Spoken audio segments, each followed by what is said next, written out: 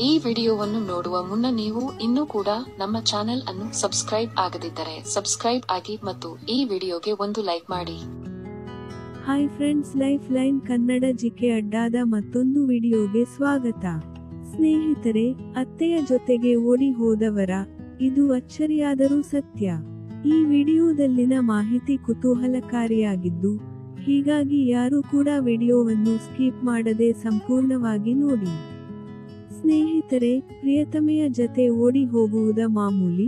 ಆದರೆ 20 ವರ್ಷದ ವ್ಯಕ್ತಿಯೊಬ್ಬ ತನ್ನ ಮದುವೆಗೆ ಕೇವಲ 9 ದಿನಗಳ ಮೊದಲು ತನ್ನ 40 ವರ್ಷದ ಅತ್ತೆಯೊಂದಿಗೆ ಓಡಿಹೋದ ವಿಚಿತ್ರ ಘಟನೆ ಉತ್ತರ ಪ್ರದೇಶದ ಅಲಿಗಢದಲ್ಲಿ ನಡೆದಿದೆ. ರಾಹುಲ್ ಮತ್ತು ಶಿವಾನಿ ಎಂಬಾತರ ನಡುವೆ ಏಪ್ರಿಲ್ 16 ರಂದು ವಿವಾಹವಾಗಲು ಸಿದ್ಧರಾಗಿದ್ದರು. ಆದರೆ ಮದುವೆಗೆ ಕೇವಲ 9 ದಿನಗಳ ಮೊದಲು ವರ ಕಣ್ಮರೆ ಆದ. ಆದರೆ ಅವನು ಒಬ್ಬಂಟಿಯಾಗಿ ಹೋಗಲಿಲ್ಲ.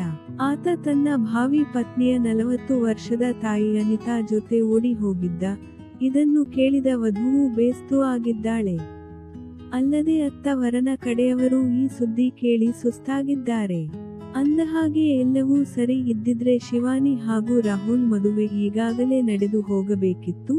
ಆದ್ರೆ ಮದುವೆ 9 ದಿನಗಳು ಬಾಕಿ ಇರುವಾಗಲೇ ಭಾವಿ ಅಳಿಯ ತನ್ನ ಅತ್ತೆಯ ಜತೆ ಪರಾರಿಯಾಗಿದ್ದನ್ನು ನೆನಪಿಸಿಕೊಂಡು ವಧುವಿನ ತಂದೆ ಕಣ್ಣೀರು ಹಾಕಿದ್ದಾರೆ.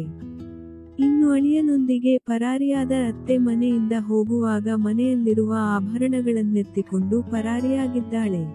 ಈಗಾಗಲೇ ಅತ್ತೆ ಅಳಿಯ ಮನೆಯಿಂದ ಹೋಗಿ ಹಲವಾರು ದಿನಗಳು ಕಳೆದಿವೆ. ಆದರೆ ಪೊಲೀಸರಿಗೆ ಇನ್ನೂ ಅವರನ್ನು ಹಿಡಿಯಲು ಸಾಧ್ಯವಾಗಿಲ್ಲ. ನನ್ನ ಪಾಲಿಗೆ ಅವಳು ಸತ್ತಿದ್ದಾಳೆ ಎಂದು ಅತ್ತೆಯ ಗಂಡ ಜಿತೇಂದ್ರ ಹೇಳಿದ್ದಾರೆ. ಅದಕ್ಕೂ ಮುನ್ನ ಅಳಿಯನ ಜೊತೆಗೆ ಓಡಿದ ಹೋದ ಮಹಿಳೆಯೇ ಮಗಳಿಗೆ ಆತನೊಂದಿಗೆ ನಿಶ್ಚಿತಾರ್ಥ ನೆರವೇರಿಸಿದ್ದಳು. ಹುಡುಗನನ್ನು ಆಕೆಯೇ ಹುಡುಕಿದ್ದಳು.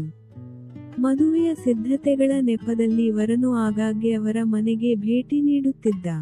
ಕುಟುಂಬಕ್ಕೆ ತಿಳಿಯದಂತೆ ಅಳಿಯ ಮತ್ತು ಅತ್ತೆಯ ನಡುವೆ ಸಂಬಂಧ ಬೆಳೆಯುತ್ತಿತ್ತು. ವರನು ತನ್ನ ಭಾವಿ ಅತ್ತೆಗೆ ಮೊಬೈಲ್ ಫೋನ್ ಅನ್ನು ಉಡುಗೊರೆಯಾಗಿ ನೀಡಿದ್ದ. ಅದನ್ನು ಯಾರೂ ಅಷ್ಟು ಗಂಭೀರವಾಗಿ ತೆಗೆದುಕೊಂಡಿರಲಿಲ್ಲ. ಏಪ್ರಿಲ್ 16 ರಂದು ಮದುವೆ ನಿಗದಿಯಾಗಿತ್ತು ಮತ್ತು ಆಮಂತ್ರಣ ಪತ್ರಿಕೆಗಳನ್ನು ವಿತರಿಸಲಾಗಿತ್ತು. ಆದರೆ ವರ ಮತ್ತು ಅತ್ತೆ ಶಾಪಿಂಗ್ ನೆಪದಲ್ಲಿ ಒಟ್ಟಿಗೆ ಮನೆಯಿಂದ ಹೊರಟು ಹೋದವರು ಹಿಂದಿರುಗಿ ಬರಲಿಲ್ಲ.